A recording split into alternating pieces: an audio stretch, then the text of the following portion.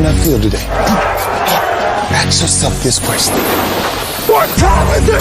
Game time! What time is it? Game time! What time is it? Game time! What time is it? Let's go! We made it! We made it! We made it! We made it! And let's go to that! And let's go to that!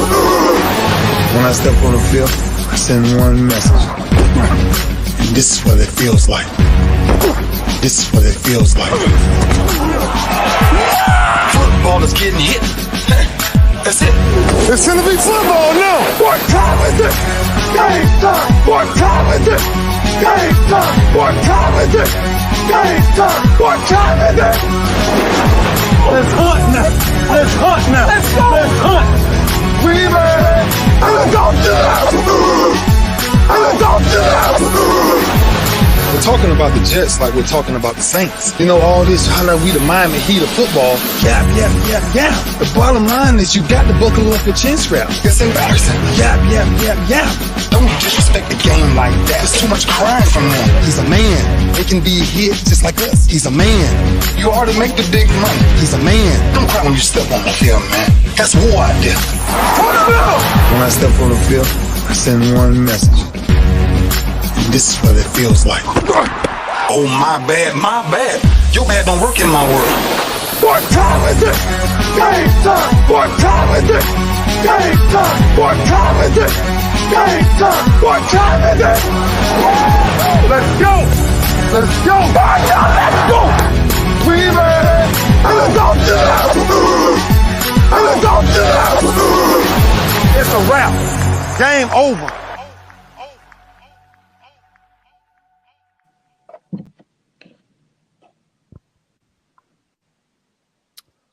Welcome, everybody, to another edition of the Houston Roundball Review Takeover on the lunch break. I am Chris Gardner, owner and co-founder of the Houston Roundball Review. Joining me is Andy Yanez of Let's Rage Cougs. We'll talk about that later on as well. And also Willie Gibson from Ohio and WTG Sports. I know a lot of fans are tuning in, waiting for head coach Kelvin Sampson. He will join us momentarily. He's finishing a meeting, so he'll join us when he can. Gentlemen, how you doing? Doing well, gentlemen. How about you? Excited. Can't wait. Yeah, I'm going to talk about a few things and talk about what we can talk about.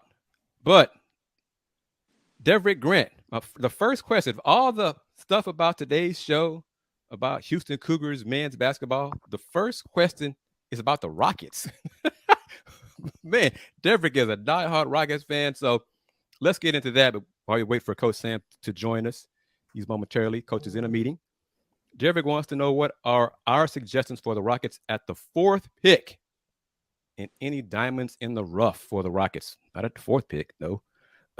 But your thoughts on the Rockets to do with the fourth pick? Who wants it first? Chris, how likely is it that the Rockets trade up, they get inspired by the Houston Texans and move up to number 2, the Charlotte Hornets? Here, do you think it's more realistic to do a trade with Charlotte or with Portland? Because I think it's Charlotte, because I don't think Portland would be interested in any kind of future draft capital that the Rockets have. And I mean, outside of, even if they traded Jabari Smith and Jalen Green, I don't know if Portland would want to do the deal. And I don't think Houston's trading either of them regardless. What do you say, Will? I don't know that Charlotte's interested in future draft capital because, as been reported, Jordan's trying to sell the team now. And I don't know that how attractive a 2027 first-round pick would be, 24. Going forward. I think they need box office now at the number 2 pick for Charlotte. Well, I mean, Scoot Henderson. Well, first, I want to know what Dame Lillard wants to do. Okay, if Dame goes to the front office in Portland and says, trade that pick, bring me some veteran help, the Blazers will trade that pick. I think he already has. So he does that, or will Portland say, Dame, thank you for your time here, man. You've done everything you can for the franchise. We appreciate it. We're going to see if we can trade you somewhere to get maximum value for you in return for us to help us moving forward. How about that? No, I think Portland's going to trade that pick. They need veteran help now, and I don't think Chauncey Billups is looking to rebuild, let alone Dame Lillard. But you think Dame wants to stay there? With a veteran, yes. Like, what say you, Andy? I definitely, if Dame wants to stay there, actually coming right before the show, I saw a tweet from Damian Lillard where he was quote tweeting. Apparently, there's some fans that are saying that the Blazers should trade Damian Lillard and build around the third pick or something along those lines. And Damian Lillard quote tweeting it and said, if the fans want to trade me, ... start the petition and send it in with an emoji going like this. So, I'm not sure. I think it's very much wait and see for Damian Lillard and the Portland Trailblazers. I definitely think that this is the last chance of them being able to retool around him if all parties choose to stick around and see if they can build a competitive team around Damian Lillard as the key centerpiece. And let me say this, because Go On has asked it 3 different times. Let me bring it in about a pick. Yes, a pick can be traded in the draft twice. Oh, yeah. Draft rights, traded, bounced around. Sure. That's not an issue. And Jeb, I'll bring this up as well. Wait, once again, you're joining us here on this edition of the Houston Roundball Review Takeover of the lunch break. Coach Kelvin Sampson is in a meeting, finishing up with the meeting. And once he's done with that meeting, he will join us for a few minutes. He's curious. Jeb is curious who we think the Cougs are trying to bring in with the final spot on the basketball team. Nobody, unless it's an impact player. I haven't changed that thought process for like a month. Andy, Will, we talked about it on Folk Talking Sports for the last few shows. On Sundays, 6 p.m. If you are new to the Houston Roundball Review YouTube channel, thank you. Don't be a stranger. We've touched on it for a while. Unless it's an impact player, Cougs will keep that scholarship open. And I joked before he decided to go to Kansas. I said, unless that impact player was someone like Hunter Dickinson, they're going to keep that scholarship open. Andy, have you changed your thought on that? Will, how about you? I have not. There's nothing that's changed.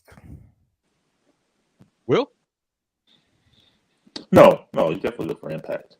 And with that 13th scholarship or the first one, clearly. So if it's just a body or a jag up here with the term jag, just a guy, then no, you box that pick and bring it back up next recruiting season.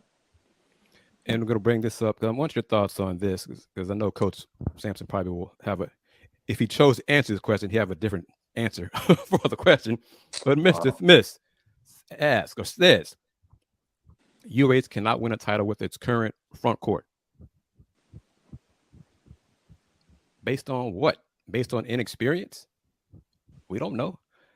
Willie, Andy, how many rings does Hunter have? 0. How many rings does Oscar Sheboy have? 0. Drew Timme? 0. Interesting. So what are your thoughts on what Mr. Smith said there, Andy? Well, that's his opinion. Very hard to win a national championship regardless. But again, we don't know. It's one of my favorite things. We don't know what we don't know, and we don't really know what the new iteration of the front court would look like for Houston. We know Jawan Roberts is coming back. We don't know what Joseph Tugler is going to look like as a freshman. We don't know what Cedric Lott is going to look like as a redshirt freshman. He spent 6 months with the program already, and we're not entirely sure how the others might be moved around and how they'll fit into the pieces of the puzzle, like we've mentioned in the past shows, where Ramon Walker could potentially fit with this upcoming roster. All right, he's ready. Going to bring him in. Joining us, Coach Sampson. Thank you very much. I want Willie Gibson to smile. He looks like he's sucking on a lemon. Wow. Life can't be that bad, brother. Oh, it's all good. Come on, man. All right. Smile. I mean, if you got Andy Yanez is known for his mop. I mean, look at that thing on top of his head. That thing's got more attitude than his girlfriend. Coach, the funny thing you mentioned that Chris can testify. When Chris mentioned it was a possibility you'd be on the show, I told him, man, I have to make sure my hair's in order for I got to make sure it's really on point for this show if he joins. There you go. Coach, thank you very much. What's popping, fellas? Thank you very much for joining us. This Thursday show is new, roughly like a month old. What's the name of this show, Chris? It is the lunch break officially, but when we're on, it's the Houston Roundball Review Takeover of the lunch break. So we're part of a family. How often do you do it? Thursdays from noon to 1, once a week. Right now, try to expand hopefully the rest of the weekdays at some point. Is it all year, 52 weeks? Hopefully. That's the plan going forward. Yes, sir. Well, good luck to you on that. That's awesome. Thank you very much. Let's get into it. Coach, what updates can you share about the program right now? Well, this is kind of a period when a lot of our guys are taking a little bit of a break, going home. Manuel Sharp's back with his family in Tampa. But down here, every day I see JD Air, J1, Damian Dunn, Terrence Arsenault, Ramon Walker. These guys, they haven't stopped. They've just continued on in the weight room, Coach Bishop, getting them in shape or not getting them in shape. You're not going to get them in shape until I get a hold of them. But getting them in a position where they can get in shape, I probably is the best way to put it. But LJ Cryer is still working out with some teams. Talked with him yesterday. Jamal Shedd changed agents. He's signed with Fabian's agent. And he's actually in Sacramento, California, rooming with Babe and working out. Jamal worked out for the who was that he worked out for? I can't remember. Cleveland Cavaliers, maybe. I think it's Cleveland Cavaliers. LJ's worked out for 4 or 5 different teams. Those great experiences for those guys. I think Marcus worked out last year for around 17, maybe more, 17 teams. But the more workouts you can get, the better for you.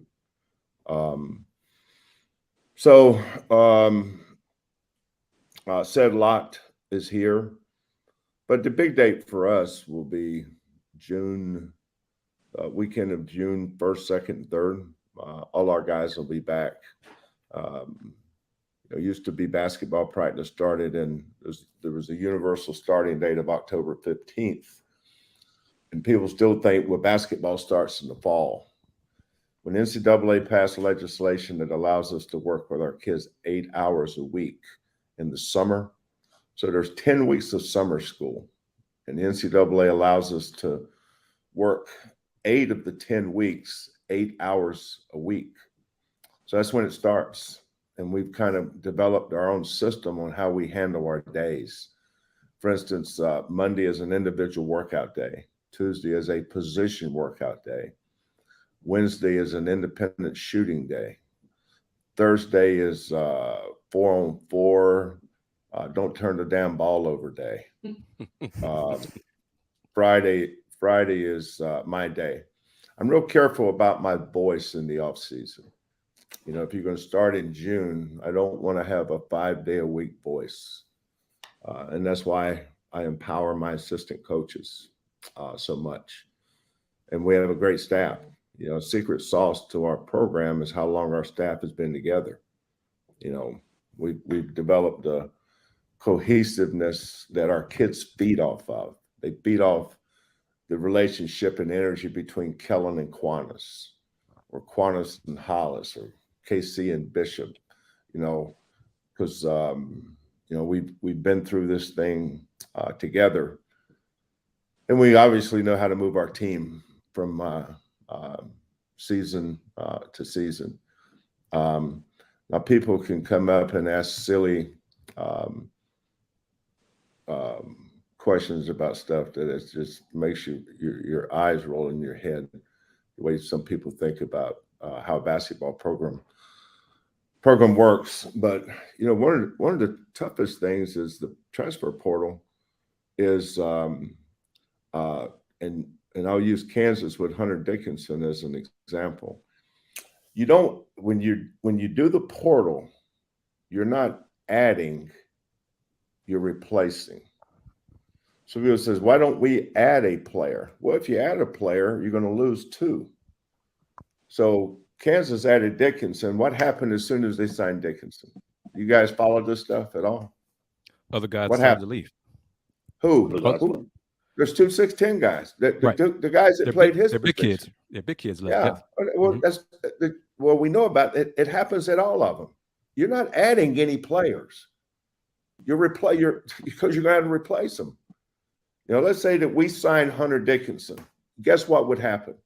JVA is going to transfer. J1 would probably transfer, and one of those other bigs would transfer. So there's such a misconception about people that don't have no idea about how to run a basketball program, about how to use the portal. I actually do this for a living. So this portal thing's tricky. Would I like to add a player? Nope. I like our roster just as it is. I've liked our roster every year. Every year there's something wrong with our roster. But the last time I checked, we're 93-14 the last 3 years with the roster that's got a problem with it. But I believe in the development of our players. I always have. I think J1's going to take another jump, moving him back to the 4. I think JD Ayers is going to take a jump. JoJo Tugler needs to play. That's why those 2 big kids from Kansas, I can't even remember their names. They're both about 6'10", 6'11". Ernest Uday. Yeah. Well, if they didn't sign Dickinson, those 2 kids would have probably played a bunch of minutes this year, and the more they played, the better they would have gotten. But now they transferred because you added a player. So adding a player is not always the answer, because then you're going to have to replace other parts of your roster. So roster management today is tricky. It's really tricky.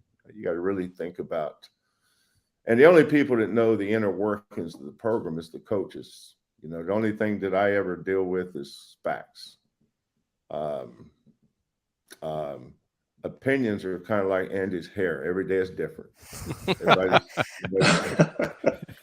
Everybody's got a different opinion on something, and usually they don't know whether a jar of Vicks from a jar of mustard.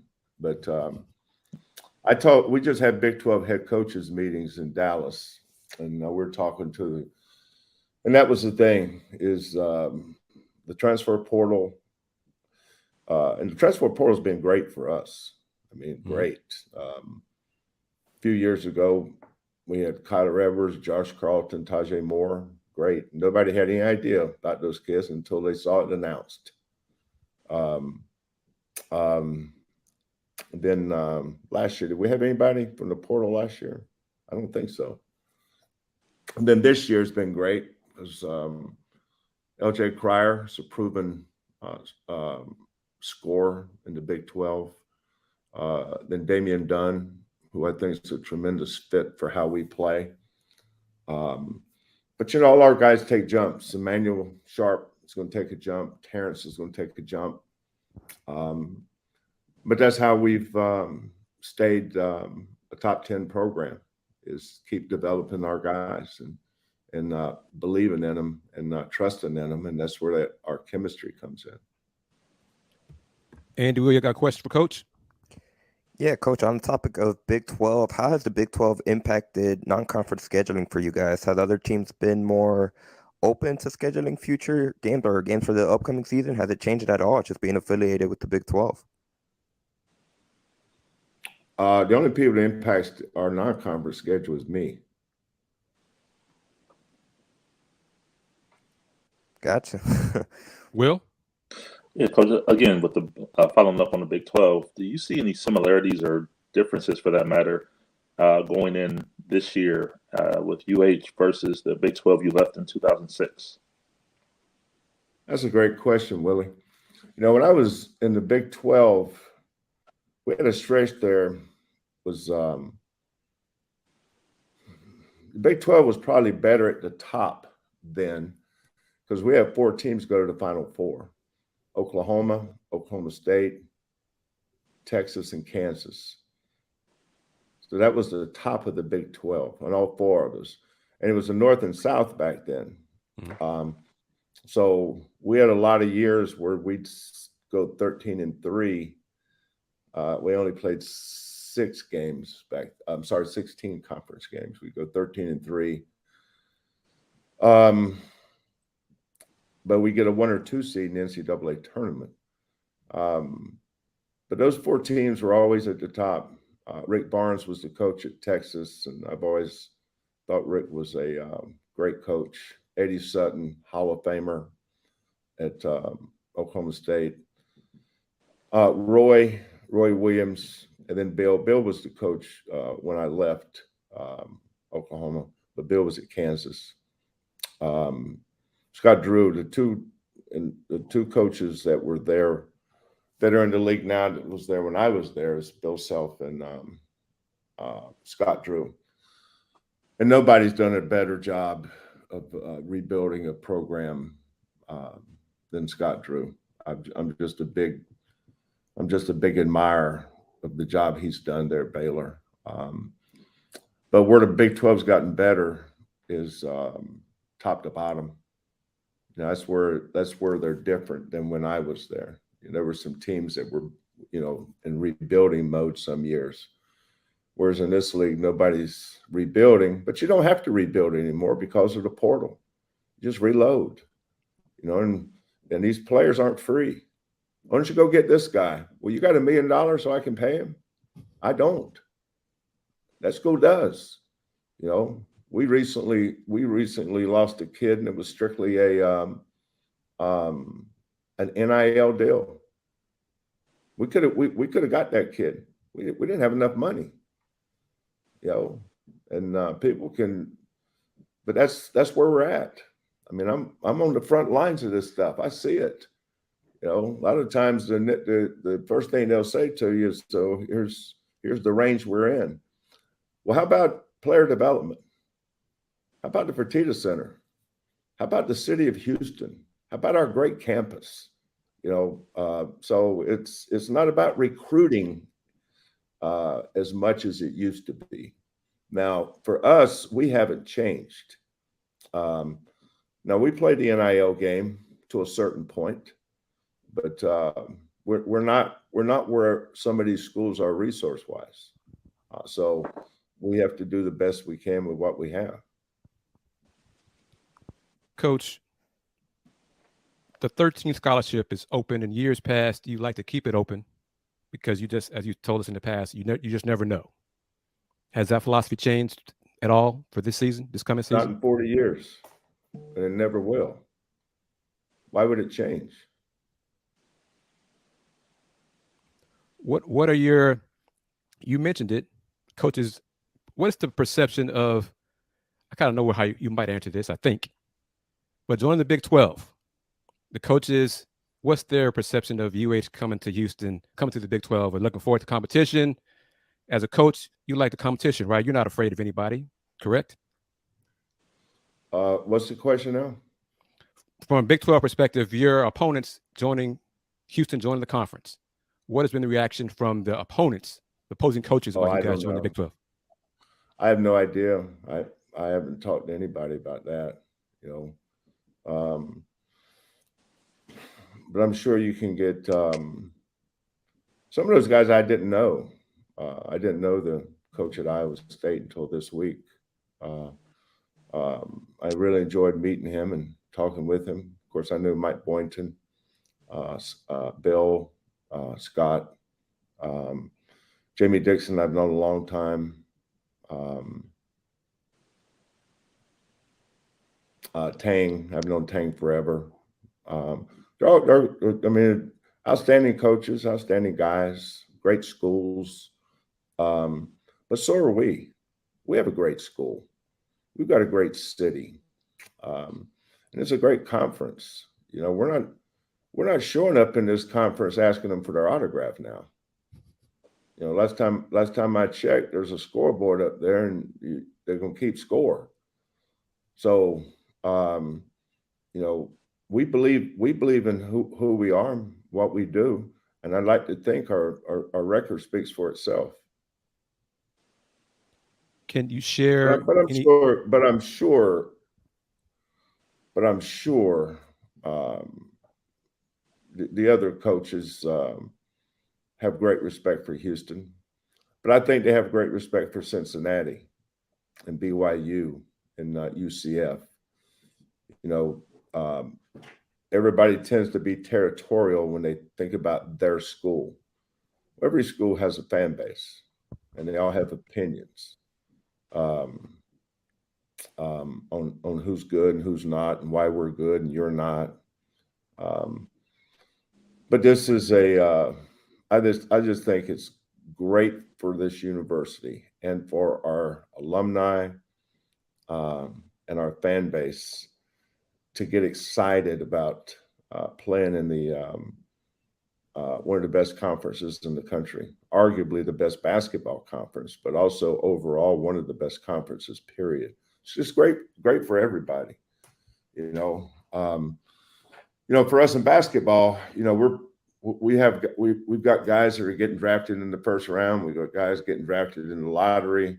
We're a 1 seed, we're a 2 seed, we're winning conference championships. So I kind of like that. And people say, aren't you excited about being in the Big 12? Well, for basketball, you know, I kind of like the hand I had in the American Athletic Conference. But it's not always about you. It's sometimes you have to be a team player. And the best thing for our athletic department, being the team, is we don't have the money here to compete in the other sports like the Big 12 schools. You know, it's kind of like going to a kennel. You know, in 1997, when they started, I think that was the year when they started the Big 12, they picked 4 Texas schools. So you had all these little puppies in a kennel. They picked this one, they picked this one, they picked this one, they picked this one. Well, we weren't picked. So the only reason we're not where these other schools are financially, and therefore in the Big 12, we didn't get picked that day. Mm-hmm. And because we didn't get picked, we got picked by somebody else. So it's not about, well, you guys so far ahead of us. Well, you have the resources of what, from 1997 to 2023, the media rights deal that the Big 12 provides their member institutions. They get that money every year, and they can invest it, and they put it into their facilities. And there's great athletic directors in the Big 12, and they know what they're doing. They have a plan. So, you know, we're just so far behind when it comes to that. So we're not going into this league on a level playing field. You know, we're far behind in a lot of ways. You know, I heard Dana say something about that, and he's exactly right. You know, there's a big difference in the resources that Dana is working with versus the resources that, say, TCU or Kansas State. It'll take a while to get there. So there's a lot of excitement about going to the Big 12, and everybody's optimistic. But we know how tough it's going to be these first few years, and that's why I'm always pushing for facilities. You know, you can't stand still. That's not what it is. You know, I've coached in the Pac-12, I've coached in the Big 10, I've coached in the Big 12. I know how those people operate. You know, one of the things that my athletic director at Oklahoma did just about every year when the season ended and we have our postseason meetings was, what do we need to do? What do you think we need to make the program better? And I know he's going to ask me that question, so I'd make notes during the course of the year. And I said, this is what I'd like to do. 2 things this off season. So every off season, I'm always pushing for something. You know, our second floor renovations. You know, my daughter Lauren spearheads that. She's the liaison between that group and us. And I sit in all the meetings. And I'm not big on picking out the carpet. I'm not big on what color the slate is. And, you know, I don't really care about any of that stuff. But there are certain things I do care about. And I want it done right. And I don't like settling. And if we're gonna move to a different zip code, then I want to look like that zip code. If kids are going to go visit that zip code's campuses and they're going to come visit our campus, I don't want them to say there's a big difference in the people in this zip code. Y'all live on this side of the tracks and we're living on this side. No. I want to be in the same zip code. And that's why you have to keep pushing. So that renovation on the second floor is going to be critical. So we moved into this building in January of 2016. And now here we are in May of 2023. There's new stuff out there. Stuff is continually being updated. You know, I challenge all our people, whether it's John Houston in athletic training, Alan Bishop in sports performance, Lauren in her area, Kellen, all our other coaches. Study the country. Keep your pulse on what's new. That's why I'm always looking at facility upgrades in the SEC West in football and the NBA. That's where I get my ideas, not from other colleges in basketball. SEC West, they're creative in how to spend their money. You know, like what's trending, what's new. Okay. Well, if I'm not working on that, then it ain't happening. I'm not sitting back waiting on somebody else to do it. I have to do it. And as a coach, you're the steward of your program. You know, our college, the basketball program at the University of Houston, I am the CEO. So I have my hand on the pulse of everything that transpires in this program. When I walk in this building every day, my job is to uphold the culture that I've established here and make sure everybody's doing their job the right way. Now, I do not micromanage. And I think that's why we very rarely have staff turnover, because we have a great environment to work in. That's why very rarely do you see kids transfer from here. Do we have a couple? Sure. Well, compared to the nation, it's nothing, because kids love playing here. They love the way they're treated. They love the way they're developed. And then at the end of the day, they love winning. Almost every kid that we sign, one of the reasons why they want to come to Houston is because we win.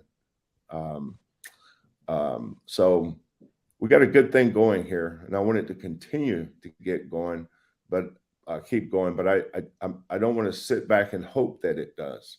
You know, I want to be proactive. I want to be out there on the front lines and looking around to see where can we get better. I'm not ready to say it now, but I already got other ideas after we get this second floor renovated.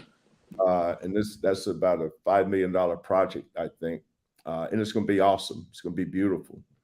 Our players are going to love it. We're going to brand new lockers in the locker room, because those are outdated. You say, is that important? Well, if you're not a coach, you wouldn't understand why the importance is it. You don't have to understand it. You know, I'm recruiting these kids that come here and compare what we have to other schools.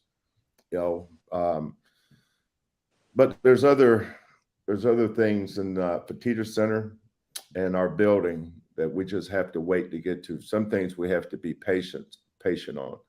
And there's some things that there is no patience, but there's other areas that we just have to be patient with, and our donors and people that's helped us, whether it's the Dave Mars family or Mark and Judy Cook. families. We've just got some awesome alumni here that loves their university, and they also love the success of this basketball program, and they want to sustain it. And the only way to do it is keep your blade sharp, man. You got to keep sharpening your blade.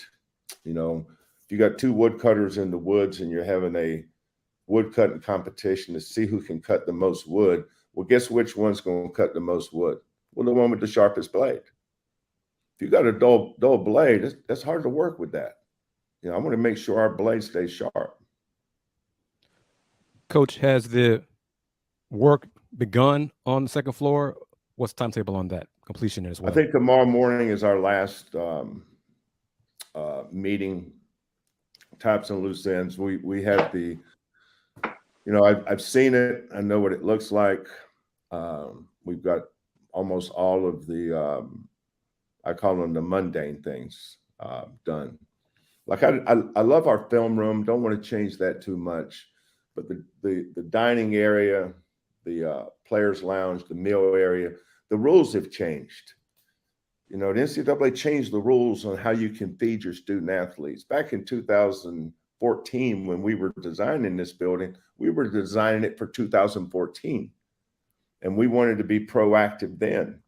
But now, 2023, we're not set up for that. Like, we have too much of this, not enough of this. And so we're just going to go update.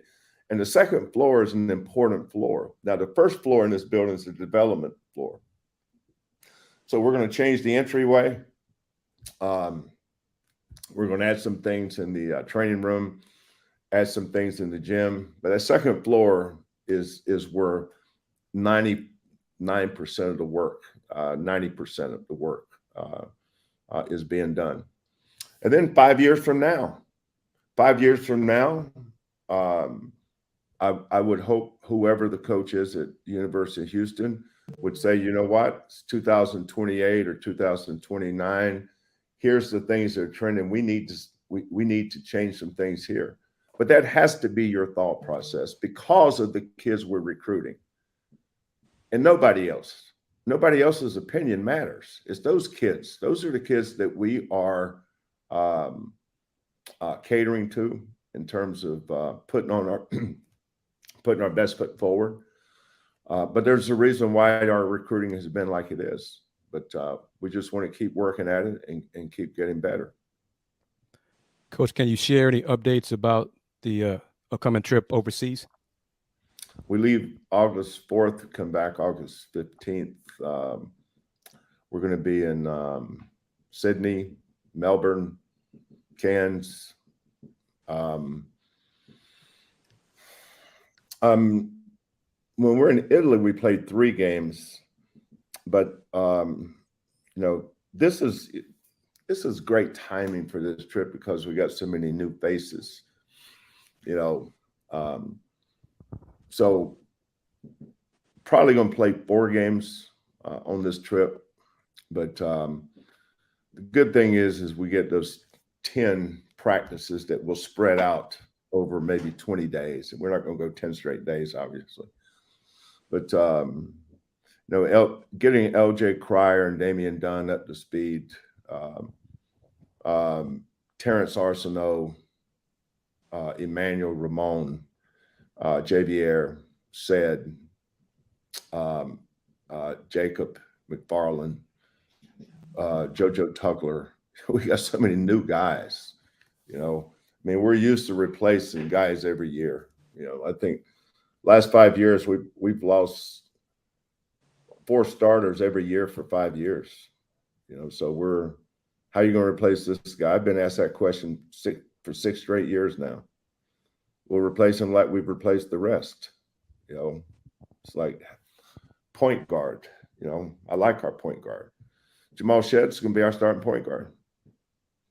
I would think that Cryer and Sharp, Dunn. No, we got a bunch of good players. It's our team versus their team. And that's kind of the way we look at it. Couple of questions if you got more time, Coach. one, have you lined up the opponents team will face in Australia, like in terms of pro, semi-pro, whatever? NBL teams? Yeah. No, we've not only lined it up, Chris, we know what day we're playing and what time that the game is. Is there a chance that'll be streamed for fans to watch anywhere? I don't know. You're asking the wrong one there. Okay. I'm not the streamer. I'm not the streamer guy. I'm sure Conrad probably can take care of that. Conrad doesn't know anything about defense, and I don't know nothing about streaming. What areas would you like to see Ramon work on to improve this offseason? Everything. Everything. There's not one area that he doesn't need to get better at. And is it safe to say that applies to everybody else as well? Get better at everything? Absolutely. Yeah. Yeah. We're not real complicated over here on the ranch now. It's amazing how everybody's a lot smarter than we are. But down here on the ranch, we're pretty simple. Basketball is a simple game, and we try to keep it that way. Andy, Will, any more questions for Coach Kelvin Sampson? Not a question. I do have a comment, Coach. Jeff Conrad does play excellent defense. He holds off the whole media horde from going into y'all's practices before availabilities with you guys during the season. So he does play defense. Well, that also could be called blocking, which is the offensive line. So true. Depends how you want to look at that one there, Andrew. Will, how about you? Any more questions, comments for Coach Kelvin Sampson? No, I got an excellent question from Coach, so I'll stop there. I'm good. No, that was I'd been asked that question, Willie, because I haven't really. There is a big difference. The top of the league was so good back then, but Coach Knight was at Texas Tech. Coach Sutton. I mean, we had so many Hall of Fame coaches in that league, and it's just a really, really, really well coached league. I loved coaching in the Big 12 back then, and I'm really excited about coaching in the Big 12 going forward. And I think we'll represent our university well. Has the non-conference schedule been finalized?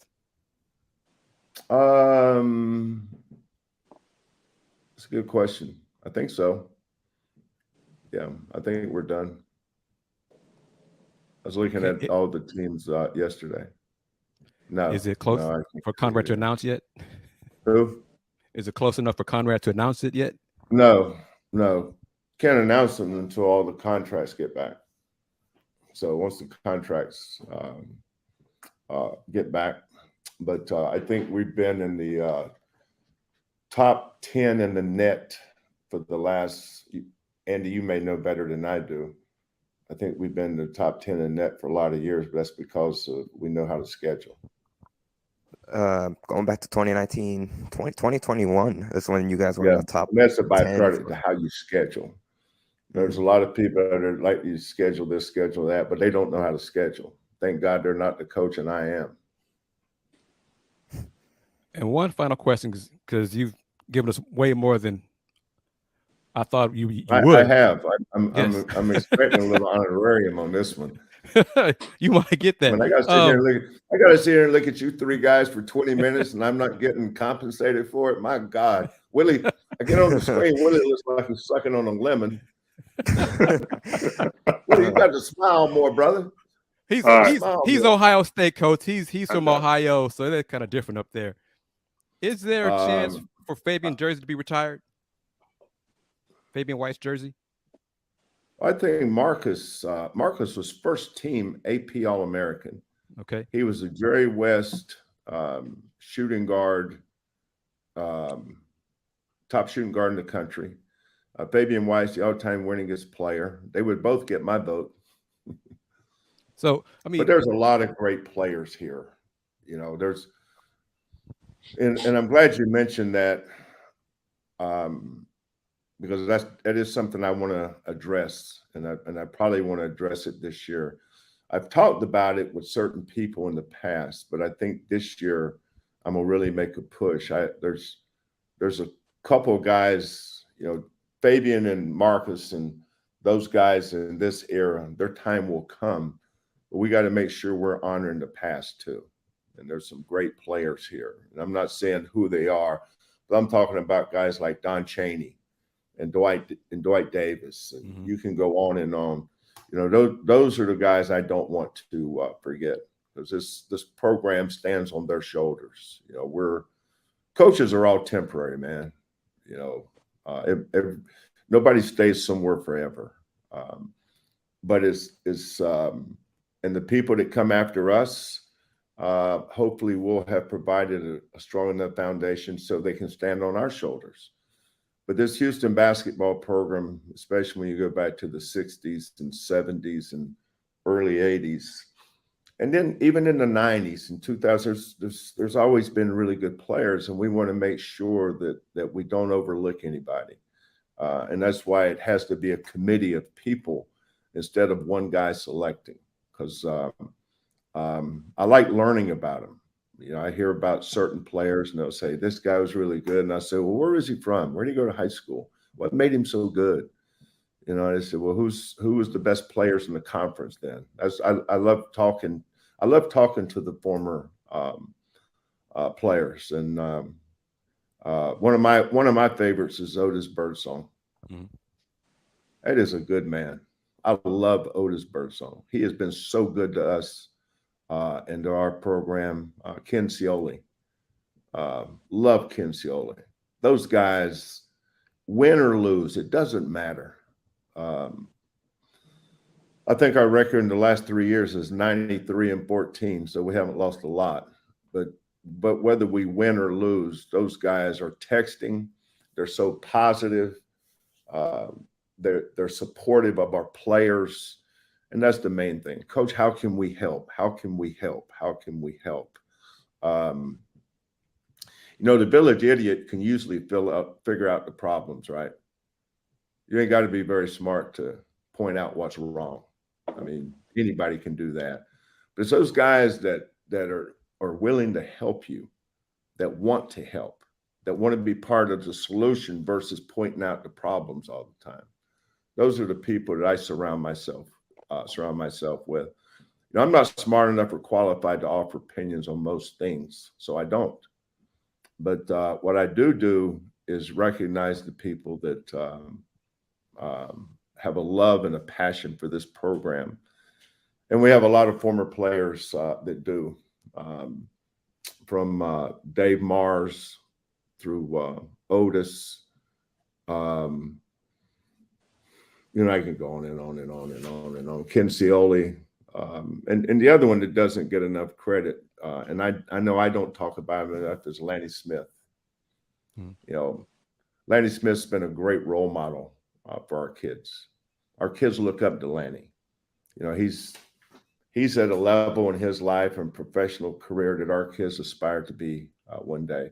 And I like surrounding them with role models that they can look up to when their time is done and the basketball stops bouncing and now I've got to get out in the real world. Who's done that at a level that I'd like to be at? And Lanny's one of those guys. So there's some guys I'm forgetting right now, but I'm appreciative of the history of this program, and I'm very, very respectful and mindful of it too. Coach, thank you very much. We're gonna let you go. Thank you for joining us here on the Houston Roundball Review takeover of the lunch break. Appreciate it. And hopefully, if you don't mind, come back on Thursday when you want to do it again. We can talk Astros. Never know. Willie, keep smiling, brother. Yes, sir. Andy, do your thing. And Chris, I'm proud of you for putting yourself out there on these kind of deals. I know they're not easy, but you keep hitting that rock, brother, and it's going to break. Thank you, Coach. Appreciate it. Okay. See you guys. Thanks, Coach. All right. Take care. Coach.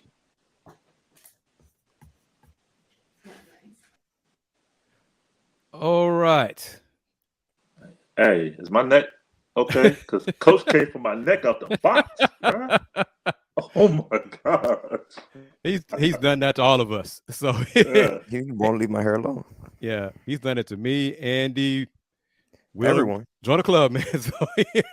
So join. Feel welcome. Yeah, you welcome. And what was like a 10 to 15 minute talk went 40 minutes. On the whole show. I didn't get a chance to play any spots or anything. Let me say this, and I'm going to word it in a way because we got about 5 minutes before I have to close it out with the final segment from Sybil Wilkes, 5 or 6 minutes roughly. Coach kind of answered it the way he wanted to answer it without being asked about it. Okay, yeah, audience, about Milwaukee and the contract and all those things. Very subtle about it. He said it. You may not agree the way he answered it, but he answered it. And Andy is the youngest one of us. If he chooses to leave in 2 years, tomorrow, life will go on. The coups will go on. If he leaves, I don't believe he's going anywhere. That hasn't changed for months for me. But I'm not naive enough to think that he could change his mind. Hell, if he does, he does. So what? But he took time to join us on the lunch break today and gave us a lot of information. And I hope you guys appreciated it. To the new folks, to the fans who hopped on to see Kelvin Sampson, I understand. But don't be a stranger because we do this every Thursday, noon to 1 Central Time, Mr. Gibson. But we also do it on Sundays on Folks Talking Sports, also on the Houston Roundball Review YouTube channel. But today's shows, the lunch break, are streaming live on Roku as well on the BS3 network. And simulcasted on Potsdam Jamma as well. Like this is a very, very watched show. So by the way, for all the channels on YouTube, whether it be on the AJ Jones YouTube channel, the Houston Roundball Review YouTube channel, the Potsdam Jamma YouTube channel, be sure to hit subscribe if you are new to the show. And Chris will take it away. You can take it away, sir. But I'm glad it worked. So the platform is there. We've said this for a while, streaming, all three of us, me, Willie, and Andy. Mm-hmm. The technology exists for us to provide and stream and give you guys, the audience, content and share it with you guys, with the support and the audience for us. So thank you very much. And there's always opportunities to advertise on this show, on Potsdam Jamma's shows, Let's Rage Cougs, on my shows, all those things. WTG Sports will as well. So this just an example of what we do. If you're new to us, don't be a stranger because we do this on Sundays on YouTube, on my Let's Talk Houston Rockets on Saturdays. I got Jackson Gallagher going to be a guest this Saturday talking Rockets. That'll be 7 p.m. Central on YouTube. So we're doing a lot of different things. Help us grow with you. Close it out. Will, anything you want to say? How can folks find on social media? All those great things, sir. Yep. Thank you as always for the opportunity. You can always find me at Will Gibson 7 on Twitter as well as Instagram, and also Will Knows on Facebook. Andy? No, just going back, like you said, Chris, you hit on all the points. And I mean, just going back and like you alluded to, Chris, like Calvin did a good job of embedding bits and pieces of the elephant in the room that a lot of people over yesterday, like over the course of that hour, there was a little bit crazy, probably not the right word, but obviously we all know about the Woj bomb. So it was a very, very great show that was basically the Kelvin Sampson takeover today on the JM&E platform. Yeah. But Will, welcome to the Kelvin Sampson Club, because that's pretty much, Chris, correct me if I'm wrong, that's basically every availability. Yeah. Oh yeah. He throws little rocks at everybody. Okay. Yeah. You are part of the family now, Will. So right. welcome. And I want to play this commercial from the lunch break so you guys know what this is about. And then come back real quick and close it out with Sybil Wilkes. Are you looking for something to do on your lunch break? Well, there's a show on the BS3 network that has only 4 words to say to you. We ready. We ready. We ready for y'all.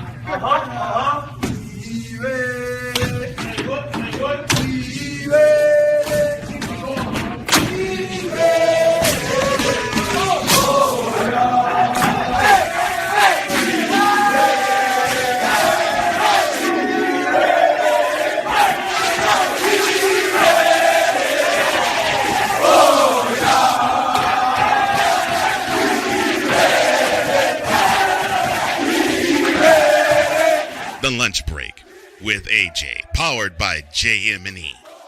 Live weekdays at noon Central.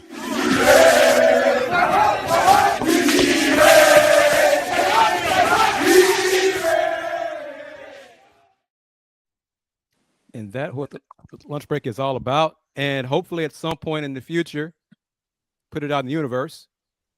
Today's Throwback Thursday of the Houston Roundball Review Takeover of the lunch break could expand to maybe 2 days a week of the lunch break, and we'll go from there. So that is the goal. But to do that, we need support from the audience. Spread the word about today's episode, and of course, advertisers as well to make it happen. But we got a lot of plans for you. Me and Andy, Big 12, Will, Big 10. Let's keep following us, keep supporting us. We appreciate it. It's a lot of fun. We couldn't get to all the questions and comments because there was a lot of them. So thank you very much, everybody watching us on YouTube, on the Houston Roundball Review channel, on Paul Slamma Jamma, AJ's channel, and of course on Roku on the BS3 network. Tony M, see you Saturday on the Houston Roundball Review for Let's Talk Houston Rockets with me and Jackson Gatlin of Locked On Rockets. So again, I'm Houston Roundball Review's Chris Gardner. Website, HoustonRoundballReview.com. Houston Roundball Review on Instagram and TikTok. Andy, thank you very much. Willie, thank you very much. See you guys this Sunday on Folks Talking Sports. All right, so we're going to close it out with what you need to know from Miss Sybil Wilkes. Everybody, thank you very much for watching us today, and come back next Thursday. Peace. My name is James Jr., and I won $500 on the lunch break that was keeping up with the Jonas Bracket Challenge.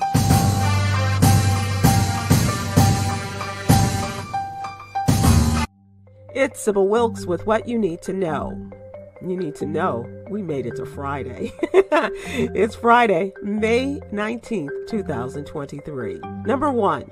After 2 separate investigations, the first woman of color to serve as district attorney in Massachusetts and the first black woman to become U.S. attorney for the District of Massachusetts is expected to resign. Federal investigators have completed an investigation into the actions of U.S. Attorney Rachel Rollins and will officially charge her with serious misconduct.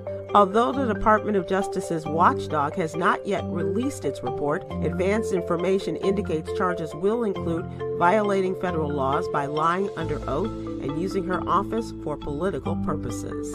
Number 2. The IRS this week said an internal investigation found that black taxpayers are audited at higher rates than expected, given their share of the U.S. population. The findings came after researchers earlier this year found black Americans are up to 5 times more likely to have their federal tax returns audited than taxpayers of other races. The agency said it will evaluate its processes to determine the source of racial disparities, with the IRS commissioner noting it's considering changing how it chooses which tax returns to audit. Number 3.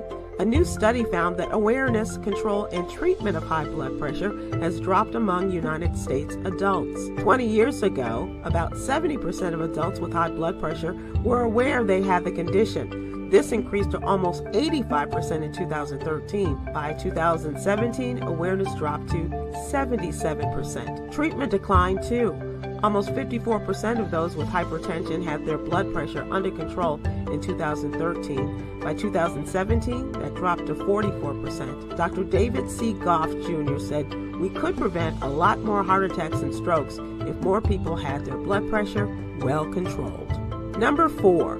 Sports Illustrated faced backlash as they named Kim Petras, a transgender female pop star, one of its cover models for the swimsuit edition. Kim Petras is the first openly transgender woman to win a Grammy Award for Best Pop Duo Group Performance category for her and fellow singer Sam Smith's performance in Unholy. Kim Petras is the second transgender woman to be on the cover of Sports Illustrated. According to The Advocate, model and actress Leona Bloom was the first to be on the cover in 2021. Number 5. Ionic Cookie Company Famous Amos, in partnership with the National Black Chamber of Commerce, is accepting applications to the Famous Amos Ingredients for Success Entrepreneurs Initiative. Now in its third year, the initiative has rewarded $300,000 to previous grant recipients, including a legal services business, a startup fresh grocery, a luxury eyewear company, and others. Applications will be accepted in the online portal until 11:59 p.m. Eastern Time, Sunday, June 25th. Go to the What You Need to Know newsletter for more information. Here's your daily inspiration from Yogi's Jewels. Life is a series of choices. Choose to live by the laws of non-attachment. Drop that. Thank you to our What You Need to Know partners, the American Heart Association and Black Health Matters. I'm Sybil Wilkes. Be informed, be empowered.